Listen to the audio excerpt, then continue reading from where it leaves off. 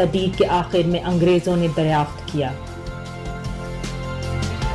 اور پہلی دفعہ 1895 میں البرٹ ایف ممری نامی شخص جو کہ ایک مصنف تھا اپنے 2 ساتھیوں رگھوبیر اور گومند سنگھ کے ساتھ مل کر سر کرنا چاہا،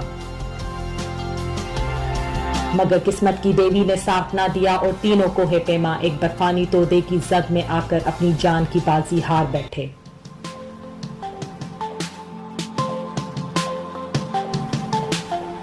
1895 کے بعد 1930 میں ناگا پربت جرمن کوہ پیماؤں کی دلچسپی کا مرکز بنا رہا، جو شاہد یہ سمجھتے تھے کہ خوبصورت اور سرسبز وادیوں میں سے گزر کر اس تک پہنچنا اور اسے سر کرنا قدرے آسان ہے۔ 1932 میں پہلی دفعہ 8 جرمن کوہ پیماؤں کی ٹیم نے ولی مکل کی سربراہی میں ناگا پربت کو سر کرنا چاہا، مگر تجربے کی کمی، ناقص منصوبہ